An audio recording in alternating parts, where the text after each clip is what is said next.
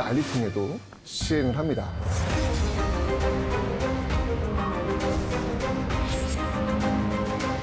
폐지가 됩니다. 스탑.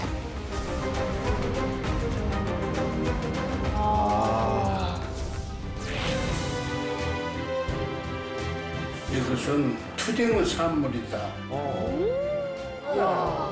1988년 부활이 됩니다.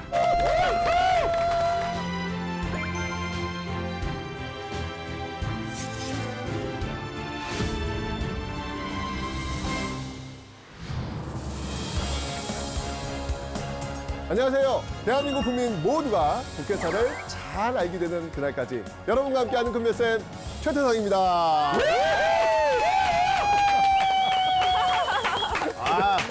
잘생겼어요, 오늘도.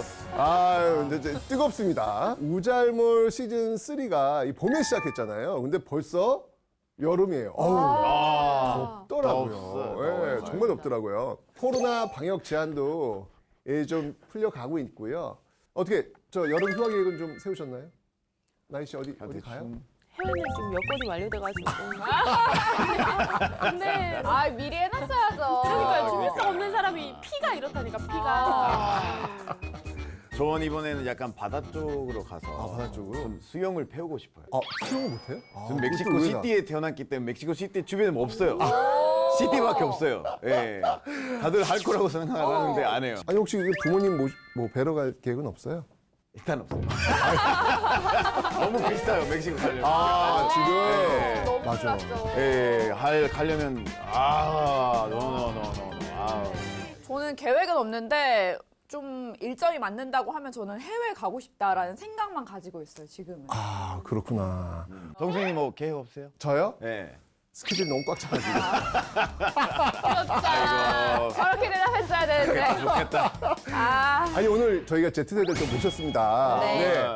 자 박수 한번 주시고요. 네, 감사합니다. 네. 안녕하세요. 저는 서울대학교 정치외교 학부에 재학 중이고요. 20학번인 양현규라고 합니다. 반갑습니다. 여름방학 좀 본격적인 계획이 있을 것 같은데 뭐 없어요? 네, 저도 20학번이었다 보니까요. 이거 코로나 학번이라고 하잖아요. 학번이네.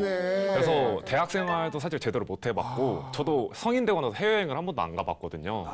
그래서 다들 말씀하셨지만 저도 기회가 되면 해외여행 한번 가보고 싶다라고 생각이 있습니다. 그렇군요. 20학번이면 몇 년생이에요? 01년이요. 굳이 몇 년생을 알아야 돼요?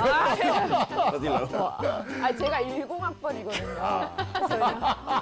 벌써 20학번이 있구나. 그러네. 그럼 가고 싶은 나라 어디부터 가고 싶어요? 멕시코도 가보고 싶어요. 멕시코. 제가 여기 있어서 그런 거 아니고 살짝. 솔직하네. 자, 이 코로나19가 시작한 후 처음으로 휴가, 여행 이런 이야기를 나눠보는 것 같습니다. 자, 그런데 여러분들 국회는 어떨까요? 국회에서 일하시는 분들 많이 계시잖아요. 이분들 여름 휴가 계획 잘 세우셨을까? 뭐 티켓팅 알아보고 있지 않으실까요? 그럴 것 같죠? 네. 그런데 쉽지 않습니다. 국회에서 일하시는 분들은요, 특별히 이 여름에 체력 충전을 잘 해두셔야 합니다. 왜냐면요, 국회에는 가을이 없기 때문입니다. 가을을 국회만 피하는 건가요? 근데 저는 사실은 조금 들어봤어요. 약간 고등학생들도 봄이 없다 이런 소리 하거든요. 왜냐하면 시험 기간 때문에. 국회도 마찬가지로 이 의정 활동의 꽃이라고 불리는 뭐가 있는데 그것 때문에 가을에 되게 바쁘대요. 그래서 국회에 가을이 없다 이런 얘기 들어본 것 같습니다. 정외과, 정치외교학과 출신이라서 잘 알고 계시네요. 지금 형규 학생이 말한 이것이 바로 오늘의 주제입니다. 우리 모두가 잘 아는 인물, 전 대통령 김대중 대통령이요. 평민당 총재 시절 이것에 대비한 일타 강사로 등장을 하셨습니다. 이분이 또 이렇게 강의까지 하셨는데요. 어떤 내용인지 한번 모니터 통해서 한번 보도록 하겠습니다. 바로 김대중 평민당 총재는 앞서 9일 하오 국회에서 소속 의원과 의원보좌관 사무처 요원들을 상대로 지금 이게 강의하신 거예요. 일타 강사. 정보 수집, 문서 검증, 현실 감각. 이게 중요한 일타 강사는 항상 포인트를 잡아줘야 되거든요. 그럼요. 1번 정보 수집, 2번 문서 검증, 3번 현실 감각. 밑줄 쫙! 동남이 땡땡! 이것의 성공 요건으로 예시하였다. 자, 여기 보시면 알겠지만 살인검 아닌 활인검 되겠죠. 사실 이 헤드라인이 굉장히 와닿습니다. 이 오늘 1시간 동안 계속 우리가 이게 얘기를 하면서 이 헤드라인을 좀 한번 좀 여러분들이 놓치지 않았으면 좋겠다. 이게 이제 또 김대중 평민단 총재가 이걸 딱 집어줘가지고 이렇게 해야 된다. 이런 이야기를 했던 것이죠. 느낌이 안 오네요 이번에 저는. 그러니까 저 네모가 뭔지. 자, 정답은요. 바로 국정감사입니다. 네. 국회의 가을은 100일간 계속되는 이 정기회의의 계절인데요. 그 기간에 국회의원들의 1년 농사라 불리는 국정감사가 진행되기 때문입니다. 자, 그런데요. 오늘 주제가요. 국정감사 말고요. 하나 더 있습니다. 국회 속기록 빅데이터 키워드로 한번 만나보겠습니다. 자, 국회에서 빅데이터 뜹니다. 두두두두두두. 빠밤. 오, 지금 굉장히 많이 뜨죠, 지금? 느낌 들어오죠? 비슷한 거? 네. 국정조사. 오, 그래요. 지금 굉장히 비슷한 거 지금. 국정조사. 자, 오늘의 주제. 국회 의정활동의 꽃. 무엇과 무엇? 국정감사와 국정감사와 국정조사. 국정조사. 뭐 워낙 뉴스에서 많이 들어보셨을 그런 내용인데요. 일단 저는 야 감사는 제가 알고 있는 그 감사는 그 감사의 말씀 이런 거 땡큐잖아요. 땡스 기빙데이 추수감사 이런 걸로 생각했구나. 아니. 그 감사는 아니에요. 현정쌤 한번 좀 부탁 좀 드릴까요? 아, 네. 부담을 좀 느끼지만 네. 감사잖아요. 그래서 감시하고 사찰하다 뭐 이런 뜻일 것 같은데 제가 배웠던 기억으로는 이제 국회가 이제 정부를 또 견제해야 되니까 이제 국정에 관련된 사안을 조사하는 걸로 알고 있습니다. 그래서 삼권 분립의 원칙에 따라서 정부를 감시하고 비판하는 기능을 수행하는 걸로 알고 있는데요. 이제 미리 숙제를 내주셔가지고 이제 제 주변에 이제 친구들한테도 한번 얘기를 들어봤어요. 그래서 준비한 영상 한번 보시면 될 것 같습니다.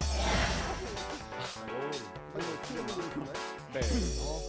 국정감사랑 국정조사에 대해서 얼마나 알고 계신지 아는 만큼 설명 좀 해주세요. 이제 국정감사는 이걸 매년 1회마다 정기적으로 하는 거고, 조사는 이제 나라에 좀 뭔가 거한 일이 터져가지고 좀 빠르게 조사가 필요하다 싶을 때 하는 거라고 알고 있습니다.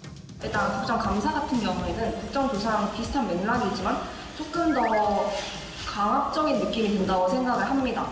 근데 사회적 현안이 터질 때마다 국정조사나 국정감사가 계속 주기적으로 열리는 것은 알고 있습니다. 그러면 인상 깊게 본 국정감사나 국정조사가 있다면?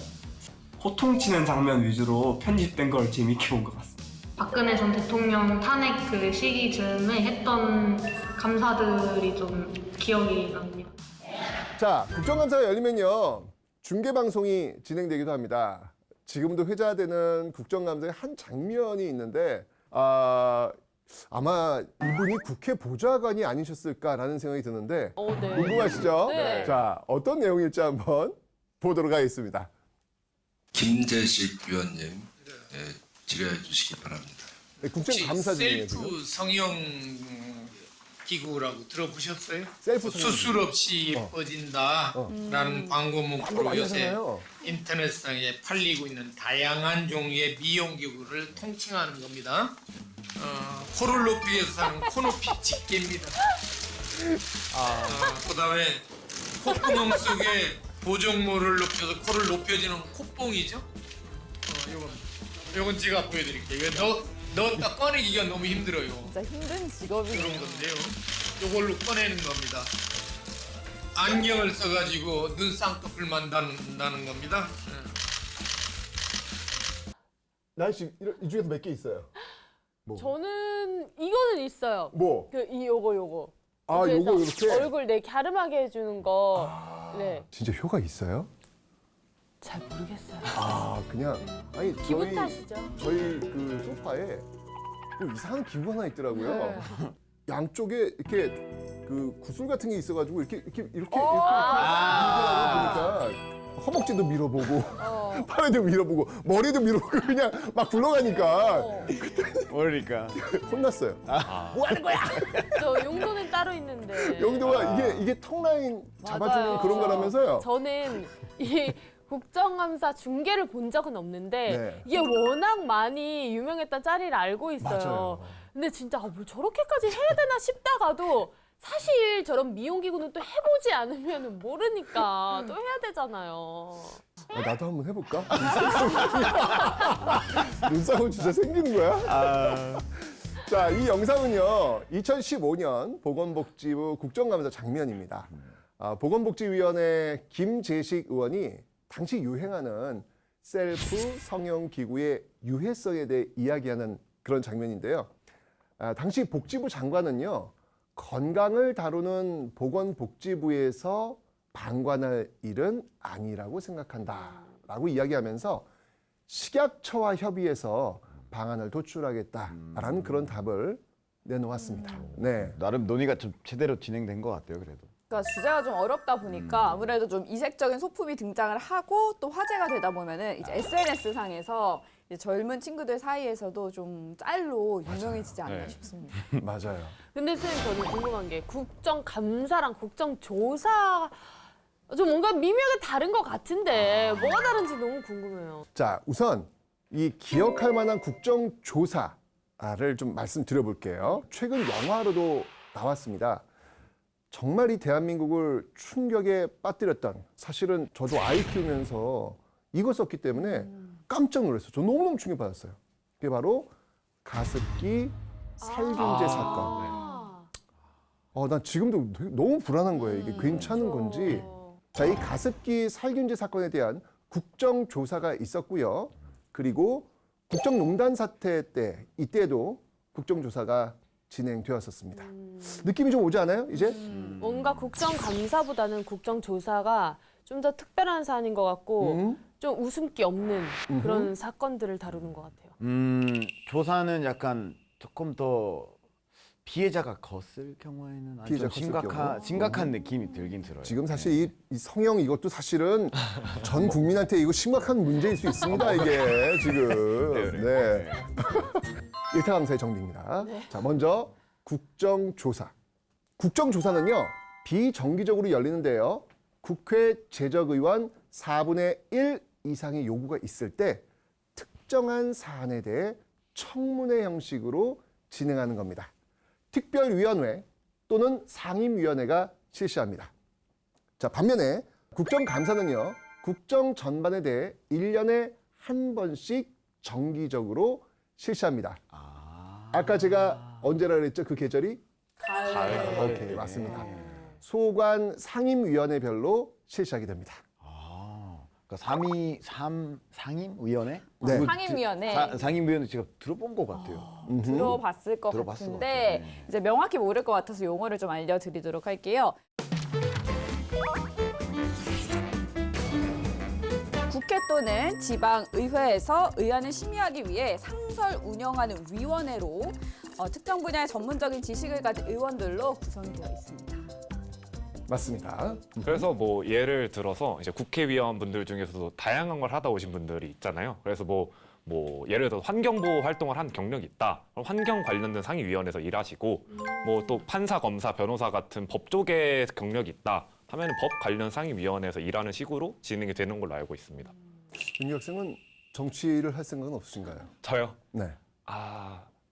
이게 작년까지는 없다고 딱 잘라 말했었는데 이게 또 나왔어. 나중에 자료화면으로 쓰이고 해서 막 야영기 씨 막 정치 안 한다고 하시지 않았나 이런 그럴 수도 있다는 얘기 들어서 입을 좀 조심하고 있어요. 아, 픽처 그리네요, 빅픽처. 멕시코에서 하는 말이 있는데 네. 전체들은 마음을 쉽게 바뀐다. 어허. 좋습니다. 자, 국정조사와 국정감사 대상 기관에도 차이가 있습니다. 국정조사는요, 특정 사안에 대해 위원회가 지정한 기관이 대상이고요. 국정감사는 국가기관, 공공기관 등을 포괄하는 상당히 넓은 범위를 대상으로 합니다. 뭐 서류 제출 요구, 증인 출석, 신문 형식으로 진행하는 건 같지만 국정조사는요, 사안에 관련된 증인과 참고인을 상대로 질의응답하는 청문회 형식으로 진행하는 게 일반적이고요. 국정감사는 주로 기관의 장을 상대로 위원회 회의 형식으로 진행을 합니다. 아니 사실 그래서 저도 이제 그 여러 기관들과 같이 일을 하잖아요. 근데 9월, 10월이 되면 그 기관분들하고 미팅이나 이런 것들이 되게 힘들어져요. 왜냐면 바쁘셔. 그렇네요. 왜냐면 국정감사 기간이 딱 되면 그 기관의 장이 출동하잖아요. 이러면 그 밑에서 이걸 도움을 주셔야 되는 분들은 그거 준비하느라고. 왜냐면 기관장이 나가가지고 답을 제대로 못한다거나 뭔가 좀 이렇게 허술한 부분이 보이면 이거는 난리 나죠. 난리가 나잖아요. 그러니까 국회뿐만 아니라 그 공공기관에 계시는 분들은 가을이면 딱 그 국정감사 끝나면 탈진이래요. 탈진이래요. 너무너무 힘드셔가지고 그런 이야기들이 있었습니다. 네. 근데 만약에 증인이나 참고인으로 이제 출석 요구를 받아요. 네. 꼭 가야 되나요? 왠지 저 같으면 뭐 잘못한 게 없어도 좀 그 장소가 되게 좀 싫을 것 같아요. 무섭고. 그러네. 날씨 뭐 국정감사, 국정조사 출두하라고 볼 수도 있겠네. 그냥 저는 그냥 시중에 팔길래 사용해 봤을 뿐이에요. 좋습니다. 자, 진짜 궁금합니다. 지금 좋은 질문을 주셨는데 과연 나가야 될까 말아야 될까? 나도 역시 증인이나 증인으로 가고 싶지는 않고 뭐 참고인 뭐 이렇게 갈 수도 있어요. 분명히 이건 가능한 일입니다. 자, 그러면 이번 질문에 대한 답변은 놀랍게도 우리 크리스찬이. 그렇지. 왔어. 이때 저 CG를 한번 때려줘요. 막 뚜두두두. 국민 여러분 안녕하십니까? 오늘도 내일도 내일 모레도 그것이 알고 싶네. 입니다. 오늘 자제했어요. 차분하게 하시죠? 아니 지난번에 네. 제가 뭐 발차기 하다가 그냥 네. 하지 말라고 PD가 싫어할 거라고 얘기하셔가지고 진짜 싫어하시더라고요. 카메라 안 잡힌다고. 좋았는데. 아니, 그래. 건너가 짧은데 인트로까지 변실돼버리면 그러면 좀 분량이 없잖아요. 예, 그래서 이번에는 한번 자제를 해보았습니다. 뭐 같이 뭐 이 정도는 할 수 있잖아요. 그렇죠? 그럼 한번 같이 해주시겠어요? 네. 그것이 알겠습니다. 내면 연기. 네. 자 일단 여러분 먼저 2020년 국정감사의 참고인으로 채택된 참고인. 네. 분을 소개하겠습니다. 네.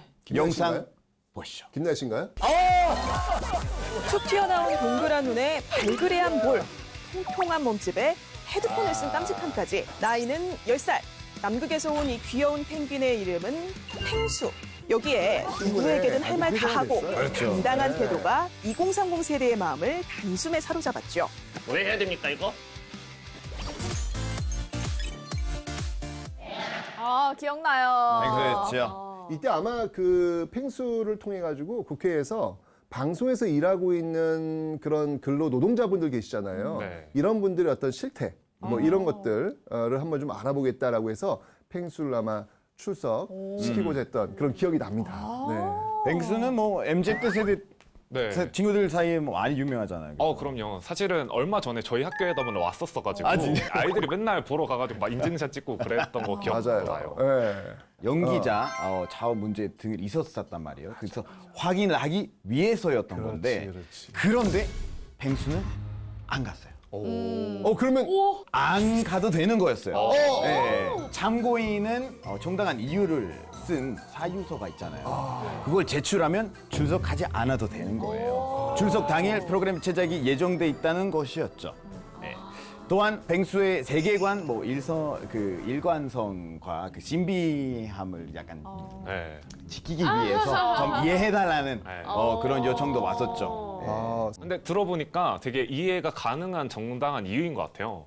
왜냐면은 또 그날 방송 촬영 스케줄이 먼저 잡혀 있었으니까 국회가 부른다고 가야 되냐 뭐 이럴 수도 있을 것 같고 사실은 펭수가 되게 확 던지는 걸로 유명하잖아요. 그래서 맞아요. 만약에 갔으면은 좀 재밌는 장면이 있었을 것 같기도 해요. 만약에 와가지고 제가 여기 왜 와 있는 거죠? 막 이랬으면은 국회의원분들도 당황하시고 그러지 않았을까. 난 너무 그 모습이 보고 싶을 것 같아요. 진짜요. 그러니까 사실 근데 이때 논란이 있었어요. 아니 이게 왜 국회에 펭수를 부르냐. 이게 사실 뭐 국회의원들 뭐 이렇게 인기 끌려고 하는 거 아니냐 그런 비판도 있었지만 사실은 펭수가 나와서 이 문제 아까 지금 연기자들 불공정이나 이런 문제가 만약에 펭수가 아니었으면 과연 이게 회자가 됐겠느냐라고 하는 또 긍정적인 어떤 그런 모습도 분명히 있었어요. 예. 그렇죠. 아무튼 그 사유서를 일단 받아들여졌습니다. 네. 그런데 펭수는 참고인이었기 때문에 정당한 이유만 있다면 출석하지 않아도 되지만 증인은 다르죠. 증인은 출석할 수 없다는 사유서를 내더라도 네. 상임위원회가 합당치 않다고 판단하면 그러면 동행 명령을 받게 되고요. 응하지 않으면 그러면 어떻게 되겠어요? 고발되죠. 고발당하는 거예요. 네. 제가 준비한 내용은 여기까지입니다. 와주셔서 감사하고요. 다음 시간에 만나겠습니다. 오늘도 내일도 내일 모레도 그것이 알고 싶습니다. 이었습니다. 감사합니다. 박수! 그러네요. 아유, 큰 거 하나 알았습니다. 저기 편집 안 당하려고 선생님이랑 같이 발차기 하는 것 같아요. 아니 근데 나일 씨, 네. 아까 그 성형기구 있다고 하셨는데 네. 그 참고인으로 좀 출석하려면 어떻게 하시겠습니까? 만약에 안 나간다면 출석 사유를 뭘로 쓰실 거예요? 심장이 약해서 심장이 약해서 좀 건강상의 이유로 건강상의 네, 이유로 그 자리에 건강상의 이유로 굉장히 많이 들어본 듯한 사유다. 근데 그런 이유를 내면 그 따로 증거 그 서류 따로 필요하지 아니 SNS에 휠체어 탄 거 이렇게 스토리 하나 이렇게 이게 링겔 맞으면서 스토리 하나 올리고 청춘 아프니까 청춘이다. 아프니까 청춘이다. 좋습니다. 아 이제 일단 느낌이 오셨죠? 네. 국정감사, 국정조사. 아하. 국정감사는 주로 공공기관, 국정조사는 사안별로, 국정감사는 정기적, 국정조사는 비정기적. 여기 이제 오늘의 핵심이네요. 그죠? 자, 그런데 아주 놀라운 사실이 하나 있습니다. 뭐죠? 국정감사는요, 우리나라에만 존재하는 제도입니다. 요거는 또 모르셨죠? 네네. 의회 선진국 중에 우리나라처럼 매년 정기적으로 기간을 정해서 대대적으로 국정감사를 진행하는 나라는 사실 찾기가 어렵습니다. 네. 저도 얄팍하게 알고 있긴 한데 그 우리가 선진국이라고 하는 국가들 있잖아요. 거기서 이제 대부분 의회는 뭔가 특정한 기간을 우리처럼 정해두는 게 아니라 상시로 진행하는 걸로 알고 있어요. 왜냐면은 입법부가 행정부를 견제해야 되잖아요. 그래서 그거를 기간을 정해두지 말고 상시로 하자. 약간 이런 취지에서인 걸로 알고 있거든요. 맞습니다. 네. 그래서 최근 우리 국회에서도 상시적으로 국정감사를 열자 이러는 주장이 나오고는 있습니다. 예, 이게 가을 말고 그냥 언제든지 할 수 있도록 하자라는 주장인 것이죠. 그러면 이 지금과 같은 형식의 국정감사는 좀 언제부터 시작이 된 걸까요? 이 국정감사는요, 재현 헌법부터 있습니다. 그렇게 오래됐어요? 네, 맞습니다. 이 재현 헌법에서 국정감사 관련 규정이 이미 등장합니다. 제43조에 보면요, 국회는 국정을 감사하기 위해 필요한 서류를 제출케 하여 증인의 출석과 증언 또는 의견의 진술을 요구할 수 있다라는 규정이 있습니다. 자, 그런데 지금과 같은 방식은 아니었습니다. 정기적으로 실시되지도 않았고요. 감사의 대상이나 주체에 대한 별도의 규정도 없었습니다. 아무래도 좀 초기니까 제대로 진행이 되지 않았을 것 같아요. 그렇죠. 그러던 1953년 국정감사법 제정과 같은 제도적 장치가 마련이 됩니다. 당시 이 감사의 종류를 일반 국정감사와 특별 국정감사로 나누었는데요. 일반 국정감사는 국정 전반에 대해서 동일한 기간에 시행을 하고, 특별 국정감사는 국정의 특별한 부분에 한해서 시행을 한다라는 내용이었죠. 네, 이게 뭐 방금 얘기하는 기준으로 보면 일반 국정감사는 지금의 국정감사 같고 특별 국정감사는 지금의 국정조사와 같은 것 같네요.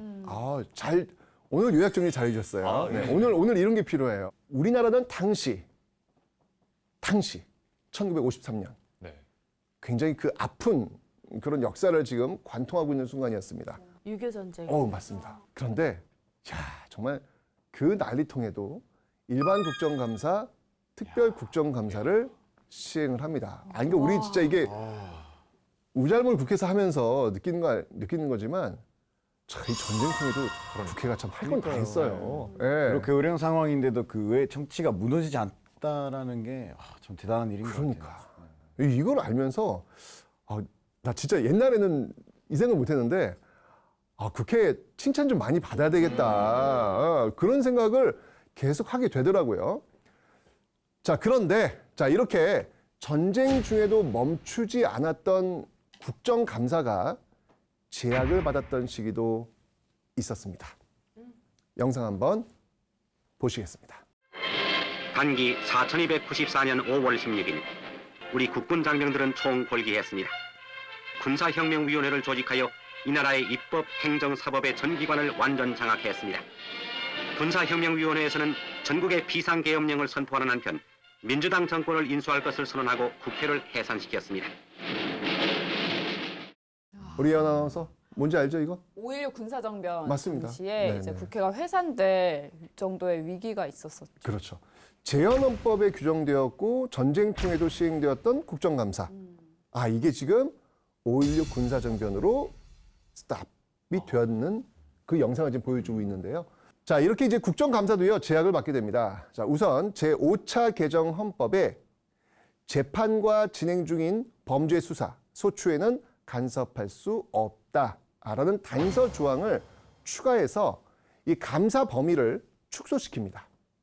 경제 발전을 내세워 이 행정부의 기능을 강화하는 국정 운영을 강조하면서 견제 시도를 막았던 것이죠. 그런데요, 유신헌법으로 가면요, 아예 국정감사는 폐지가 됩니다. 물론 이 국정조사도요, 이후 단 한 번도 진행되지 않았습니다. 정리를 한번 해보면 재헌헌법으로 쭉 오던 이 국정감사가 5.16 군사정변으로 굉장히 그 견제 장치가 약화된 거예요. 약화되다가 유신헌법 70년대 들어와서 유신헌법이 되면서 아예 그냥 폐지가 되어버리는 이런 어떤 굴곡진 모습을 지금 우리가 확인하고 있는 것이죠. 네. 그러면은 어쨌든 지금 다시 부활이 됐으니까 다시 하고 있는 거잖아요. 그렇죠, 그렇죠. 그때 폐지되고 혹시 언제 부활했는지도 알려주실 수 있나요? 맞습니다. 좋은 질문입니다. 꽤 오랜 시간이 흘러서야 부활이 됩니다. 무려 16년이 걸렸습니다. 1988년 네. 무슨 일이 있었죠? 88년도? 제가 태어났어요. 맞습니다. 우리 나이씨 태어난 88년도 1988년 7월 국회 본회의에 법률안이 하나 상정이 됩니다. 속기로 키워드를 보실 텐데요. 나이 탄생은 아닙니다. 네, 나이 탄생 미안해요. 네. 애기 때 사진 나왔어요. 자, 속기로 키워드 한번 보시겠습니다. 자, 대표기관이라고 하는 키워드가 지금 나왔는데요. 어떤 의미일까요, 이게? 제 생각에 국회는 국민의 대표기관이니까 우리 다시 시행을 하자! 뭐 이런 의미가 아닐까. 그러니까 제가 봤을 때 좀 반대일 수도 있어요. 총무가 국가의 대표 기관이니까 오히려 받아들이지 않겠다. 이렇게 나올 수도 있잖아요. 두 분이 오늘 팽팽히 맞서고 있습니다, 지금. 되게 어이없어 하세요, 지금. 아까 정답 내가 자, 어디 한번 그럼 우리 예원 속기로 한번 확인해 보도록 하겠습니다. 국정감사 및 조사에 관한 법률안에 대하여 말씀드리겠습니다. 이 법률안에 제한 이유는 헌법 제61조의 규정에 의하여 국회 국정감사와 국정조사에 관한 절차, 기타 필요한 사항을 규정하는 법률을 제정함으로써 국민 대표기관인 국회가 국정감사 및 조사의 기능을 효율적으로 수행하도록 하기 위한 것입니다. 네. 제가 이겼네요. 그러네요. 그래봤자 1대1이지 뭐. 별거다. 맞습니다. 자, 이 회의에서는요, 국정감사 및 조사에 관한 법률안이 상정되었습니다. 국정감사제도 부활과, 왜냐면 아까 제가 얘기했죠, 유신시대 때 폐지가 되었다고. 네네. 그래서 국정감사제도 부활과 이에 따른 법률 제정, 청문회 제도 등의 도입에 따라 이 법을 개정하려는 것이었죠. 자, 원안은 통과됩니다. 그런데 정부가 다시 의결하시오. 제 의결로 부결하면서 받아들여지지 않았습니다. 그런데 말입니다. 국회는 포기하지 않습니다. 5일 후 다시 한번 관련 법률안을 제안을 합니다. 이번 의안도요, 본회의에 당연히 상정이 되었습니다. 자, 속기로 키워다 다시 한번 보시겠습니다. 합의안. 계속해서 지금 국회가 정부를 압박을 하고 있는 거예요. 지금 그죠? 네. 네, 그러면은 결국은 이제 정부도 국회에서 계속 이렇게 밀어붙이니까 합의를 해서 뭔가 국회와 정부가 합의점을 찾았다 이런 얘기 아닐까요? 맞습니다. 자, 우리 예원 아나운서가 속기록 한번 읽어주시죠. 당초 국회법 개정 특별위원회와 본회의에서 표결로 통과된 후 정부에 이송되었으나 정부가 제의 요구를 하게 됨에 따라 폐기되기에 이르렀습니다. 결론적으로 운영위원회는 국회법 개정 특위가 마련한 안을 가능한 한 최대한으로 존중하면서 정부의 제의 요구 내용과 그간의 각 교섭단체 간의 의견을 보여온 쟁점 사항을 중점적으로 논의하여 이 합의안을 도출하였습니다. 자, 이 결과는요. 네, 드디어 가결되었습니다. 그리고 정부는요. 국정감사 및 조사에 관한 법률을 1988년 8월 공포합니다. 자, 그리고요. 1988년 10월에 국정감사가 드디어 재개가 됩니다. 정말 역사적인 순간이라고 할 수 있을 텐데 유신 체제로 폐지가 되었던 국정감사 1988년 다시 재개된 그 역사적 장면 영상을 한번 보시겠습니다. 16년 만에 부활된 국정감사가 제13대 국회 개원 후 처음으로 실시됐습니다. 이번 감사에서는 중앙행정부처와 산하단체, 정부 재투자기관 등에 대한 감사와 1980년의 언론 통폐합 조치 등에 대한 감사도 실시됐습니다. 국민의 알 권리를 국민의 대표기관인 국회를 통해 파헤치고 잘못된 곳이 있으면 고쳐 나가도록 하기 위한 국정감사에서 전두환 전 대통령의 장인인 이규동 씨 등 100여 명에 대한 증인 출석 요구와 14,000여 건의 국정감사 자료를 요구했습니다. 자, 그럼 이슈는 그 앞에 정부에 대한 무언가의 감시와 견제가 있지 않겠습니까? 그 앞에 정부가 어떤 정부였죠? 이전 정부. 전두환 정부잖아요. 그죠? 자, 이제 이 전두환 정부가 모든 것이 이제 국회에서 지금 샅샅이 밝혀지는 어떤 그런 순간 오지 않았겠어요? 네. 이게 또 16년 만에 부활을 한 거니까 그 16년 동안에 해야 될 내용이 얼마나 쌓였겠어요. 그러니까. 근데 이거를 다 다룰 수는 없으니까 되게 중요한 것만 골랐을 것 같은데 그 고르고 골라진 이슈는 뭐가 있었는지 좀 궁금하네요. 맞습니다. 자, 이 국정감사에서는요. 소위 제5공화국 시절의 수많은 비리. 자, 5공화국이 구현했던 게 뭐라 그랬죠? 그 슬로건. 거의 참 황당한 슬로건. 정의사회 구현. 과연 정의사회를 구현했는지, 네, 이 과연 이게 맞는지 이런 것과 관련된 집중적 조사가 이루어집니다. 자, 그런데 파헤쳐 봤더니 이건 뭐 정말 난리도 아니었죠. 전두환 일가 비리를 비롯해서 삼청 교육대 사건의 인권 유린, 박종철 고문 치사 및 은폐 조작 사건 등등 정말 50 비리는 국정감사뿐 아니라 국정조사로도 조사를 진행할 수밖에 없었습니다. 그 국정조사가 바로 우리가 너무너무 잘 알고 있는 50 비리 청문회. 이걸 이렇게 부르는 거예요. 네, 여기서 나온 것이죠. 네. 그리고 이게 재개된 1988년이잖아요. 그래서 이게 1년 앞이 또 되게 중요한 해잖아요. 대한민국 정치사에서 1987년인데 그때 민주항쟁이 또 있었고 그래서 뭔가 그거에 부합하는 새로운 의미가 또 있었을 것 같아요. 그렇습니다. 그건 뭐냐면 국회에서 뭔가를 파헤쳐야 되는 그런 어떤 그 당시 어떤 시대 정신 이런 게 있었다는 이야기죠. 그 시대 정신이 무엇일까? 자, 이게 바로 87항쟁이라는 겁니다. 1988년 국정감사의 부활은요, 바로 1987년 민주화 투쟁의 성과물입니다. 1987년 6월 항쟁으로 개정된 헌법에서 국정감사권이 되살아났기 때문입니다. 자, 당시 상황을 더 생생하게 알려드리고 싶어가지고 제가 이분을 한번 인터뷰해봤습니다. 1988년 국회 본회의에서 국정감사 및 조사에 관한 법률안 제안을 설명한 이영권 의원님에게 당시 상황을 한번 들어보도록 하겠습니다.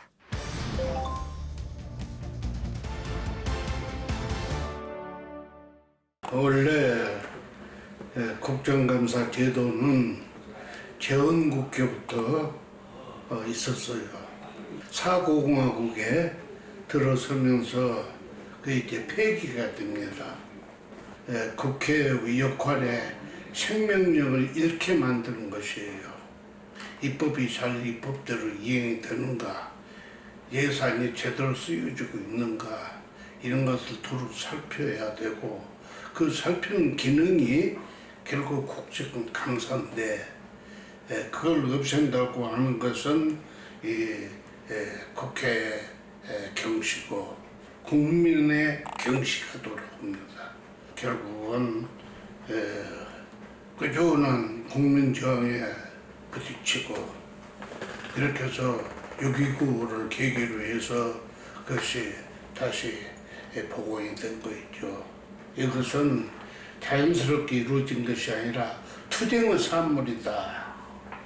국민들은 다 좋아했고 또 국회의원도 기능을 찾게 되니까 전부 다 참 좋았는데 좀 서투른 점이 없지 않아 있었죠. 그리고 특히 정부의 입장에서는 상당히 당황을 하고 그 준비하려면 보통 쉬운 게 아닙니다. 정인 출석이라든지 이런 거 요구할 때는 피하려고 좀 애를 쓰고 이렇게 했지만은 야당 입장에서는 결국은 책임 정치를 구현하려면은 그러한 수단 방법이 아니면 안 되거든요. 또 국정감사를 통해서 국민의 알 권리를 보장해 준 거예요. 과거에 중대한 사건, 모두 그 저질렀던 이런 것도 전부 다 국정감사를 다시 해야 되는데 할 수 없게 만들었기 때문에 이제 그런 거 부정비리라든지 5.18 문제라든지 모든 것이 현안으로 떠오른 것이죠. 진짜 이런 거 보면 우리 현대사에서 이 87 항쟁은 굉장히 큰 분기점이었던 것 같아요. 87 항쟁을 기점으로 해서 체육관 대통령이 아니라 국민이 직접 대통령을 뽑을 수 있는 그런 기회를 마련했고 또 87 항쟁 이후에 이렇게 국회가 정부를 감시할 수 있는 국정감사가 다시 부활되기도 하고 정말 엄청난 그런 변화를 지금 보여주고 있습니다. 맞습니다. 이렇게 국정감사는요. 민주화 투쟁으로 부활하게 되었습니다. 전두환 정권의 의혹들과 비리가 최대의 관심사일 수밖에 없었는데요. 자, 그런데 이 당시 국정감사에서 참 뻔뻔한 답변들. 전 정말 이거 그때 보면서 고구마가 얹혀 있는 듯한. 이럴 때 우리 김나희 기자님이 또 가만히 계실 수 없습니다. 출동하셔야죠. 네. 한숨 쉬고 나옵니다. 벌써부터 지금. 네. 안녕하십니까, 김나희 기자입니다. 오늘은 그들은 뻔뻔하게 이렇다고 카더라로 카더라 통신 준비했습니다. 네. 그들이 과연 어쨌다고 카더라. 궁금합니다. 1988년 10월 16년 만에 부활한 국정감사. 삼청교육대 언론 통폐합과 언론인 강제해직, 고문 부실기업 정리 등등 수많은 사건에 관련된 증인들이 출석했는데요. 증인들은 무조건 오리발을 내밀거나 이런저런 이유를 대며 지능적으로 발뺌하고요. 부인할 수 없는 사건들에 대해서는 잘못된 소신을 거침없이 내세웠습니다. 김 기자님. 예. 네네네. 그 좀 구체적으로 좀 알려주시죠. 예. 네, 알겠습니다. 우선 최근 조사 결과 300명 이상이 사망한 것으로 밝혀진 삼청교육대 사건인데요. 이 사건의 증인으로 나선 국방부 동원예비군 국장은요. 개가천선시켜 선량한 시민으로 갱생시키자는 목표로 실시했다. 입소 시에 공포심에 반항했지만 후반기에는 순화교육의 필요성을 인정했다. 이런 식으로 사실과 전혀 관련이 없는 답변을 말했습니다. 말도 안 돼, 말도 안 돼. 그러니까요. 아니 사람이 그렇게 많이 죽어 나가는데 그러니까. 이거는 진짜 뻔뻔하다라는 표현을 하기도 부족하죠. 이외에도 노동운동 탄압을 수단으로 작성 배포한 블랙리스트에 대한 질문에 당시 경기도 성남경찰서장은 의도가 있지는 않습니다. 노사분규 현장을 파악하고자 참고 자료로 만들었을 뿐입니다. 라고 답했습니다. 아까 선생님 말했던 그 고구마 이렇게 그 답답한 느낌 그 보는 사람들도 너무 느꼈겠어요. 맞네요. 정말 너무 속상했어요. 네. 그렇습니다. 국정감사 현장은 이런 뻔뻔함이 난무했습니다. 그리고 더 많은 에피소드가 있지만요. 이것을 다 소개하자면 녹화를 하루 종일 해야 될 것 같으니까 저는 이만 물러나도록 하겠습니다. 이만 카다라 통신 간판 기자 김나였습니다. 감사합니다. 네,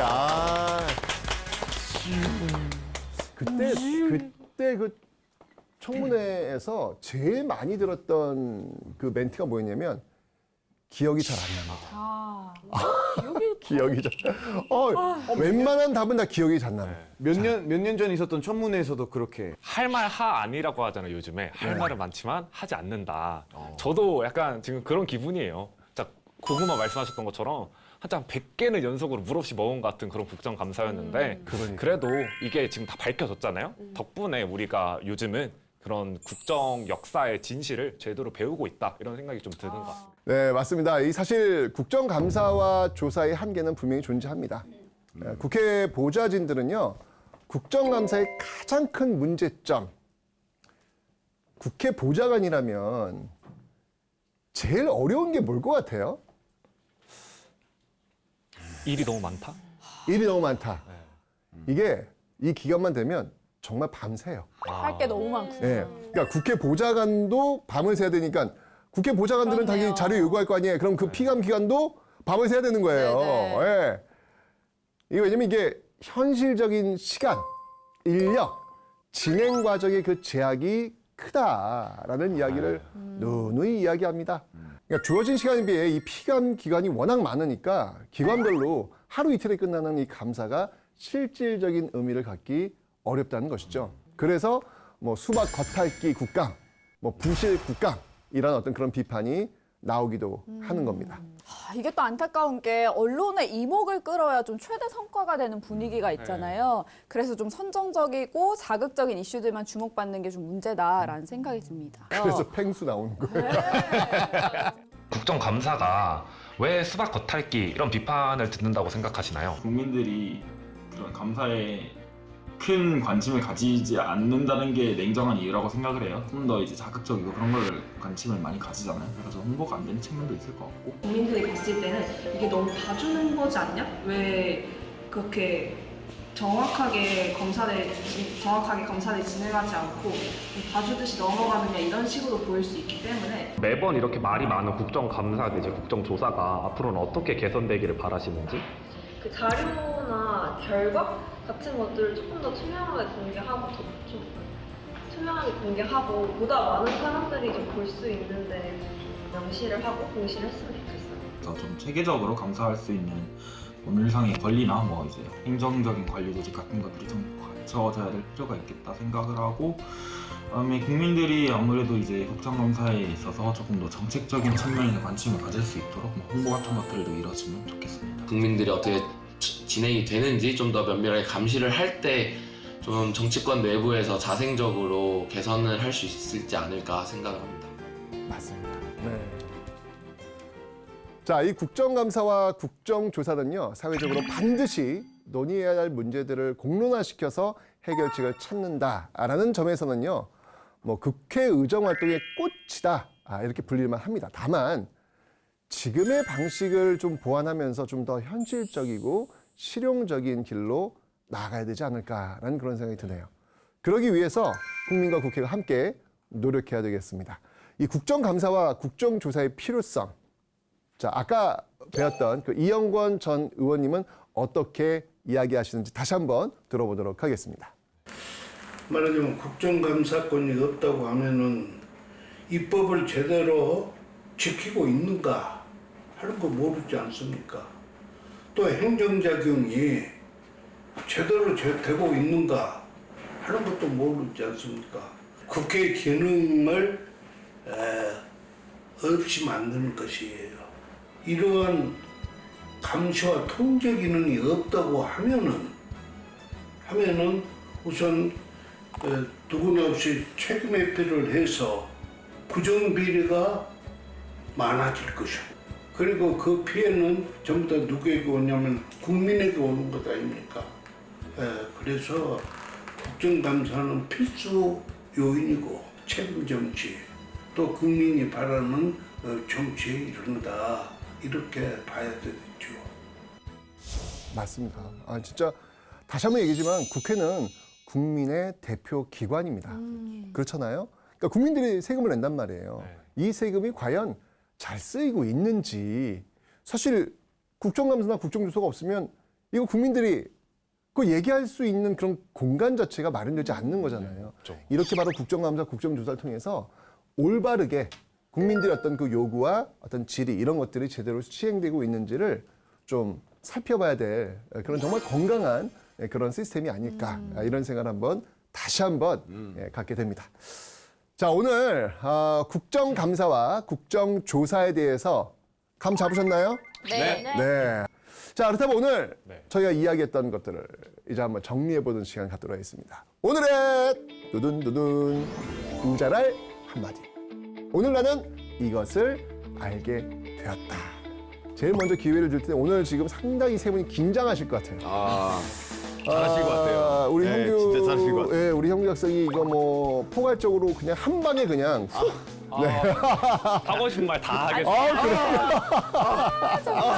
벌써 스트레스 받아. 오늘 나는 꼬리에 꼬리를 무는 감시의 필요성을 알게 됐다. 이렇게 좀 정리를 하고 싶고요. 그 이유는 뭐냐면 아까 이제 들으면서 국정감사, 조사 이런 게 국회가 정부를 감시하는 기능이다. 이렇게 설명을 해주셨잖아요. 근데 막상 저는 심지어 전공생이고 고등학교 때도 이런 공부를 했었고 이런데도 불구하고 막상 와서 감사, 조사 무슨 차이인지 잘 모르겠더라고요. 그래서 국회가 정부를 감시를 하니까 국민은 자기들의 대표자인 국회를 또 감시를 하고 선거도 잘 하고 이래야 되지 않을까 이런 것들을 좀 시간 더 제한 다 됐습니다. 느끼게 됐습니다. 지금 막 얘기를 하는데 여기서 뭐 이렇게 길어. 언제까지 해요? 맞습니다. 예, 진짜 실제로 진짜 그 뉴스상에 오는 국정감사, 국정조사 잘 모르시거든요. 오늘 게 확실히 아시지 않았을까 하는 생각이 듭니다. 오늘 나는 국정조사, 국정감사가 사실 좀 나와 관련 없는 일이라고 생각하고 그들의 이야기라고 생각을 했었지만 국민을 대표하는 대표기관인 국회에서 하는 일들이라 좀 더 내가 관심을 가지고 그런 사안들에 대해서 볼 필요가 있겠다라고 반성을 했습니다. 매회 쓸 수 있는 답변이었네요. 이게 어떤 주제를 바꿔도 조용히 해, 똑같이 조용히 그래.